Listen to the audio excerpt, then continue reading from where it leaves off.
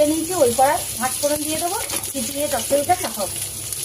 পাঁচ ফোড়ন দিয়ে দিলাম, কপিছি দিয়ে দিয়েছি, পেঁয়াজ কাঁচা লঙ্কাটা ভালো করে ভেজে ভেজে নিয়েছি, তার মধ্যে দিয়ে দেবো জ্যান্ত কুচো চিংড়ি। চিচিয়ে চচ্চড়িটা একদম ভালো হবে, এটা দিয়ে বেশি লাগে একদম জ্যান্ত টাটকা চিংড়ি বলে কথা না। পুকুরে চিংড়ি তো। বাটা মাছগুলো লাল লাল করে ভেজে নিয়েছি, সঙ্গে বেগুন ভেজে নিয়েছি। আর এখানে চচ্চড়িটা কাটিয়ে দেবো। চিংড়িটা এই যে সুন্দর করে ছেটে নিয়েছি, আলু চিচিয়ে এবার চিংড়ির সঙ্গে দিয়ে দিলাম। সেই সেম সুন্দর সুন্দর ভেরি বিউটিফুল। এই সময় তো একটু চিচিংয়ে ঝিঙে, গরমের সময় পটল এগুলো খেতে হয়। Very beautiful. দিয়ে দেবো 1 চামচ হলুদ গুঁড়ো, একটু লবণ, ওই 1 চামচ মতো লবণ,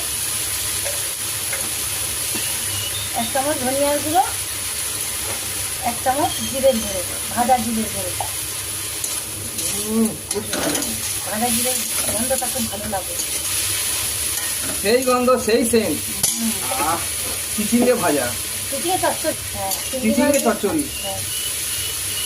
একটা ডিশ চাপা তুলে নিয়েছি, ওই কড়ায় পাঁচ ফোড়ন দিয়ে দেবো, চিচিংয়ে চচ্চড়িটা চাপাবো।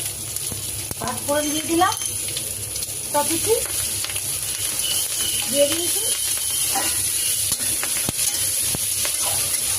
পেঁয়াজ কাঁচা লঙ্কাটা ভালো করে ভেজে ভেজে নিয়েছি, তার মধ্যে দিয়ে দেবো জ্যান্ত কুচো চিংড়ি। চিচিংয়ে চচ্চড়িটা একদম ভালো হবে, এটা দিয়ে বেশি লাগে একদম জ্যান্ত টাটকা চিংড়ি বলে কথা না। পুকুরে চিংড়ি তো। বাটা মাছগুলো লাল লাল করে ভেজে নিয়েছি, সঙ্গে বেগুন ভেজে নিয়েছি। আর এখানে চচ্চড়িটা কাটিয়ে দেবো।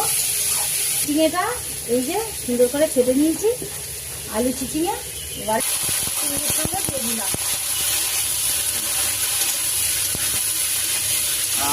সেই সেম সুন্দর সুন্দর ভেরি বিউটিফুল। এই সময় তো একটু চিচিংয়ে ঝিঙে, গরমের সময় পটল এগুলো খেতে হয়। Very beautiful.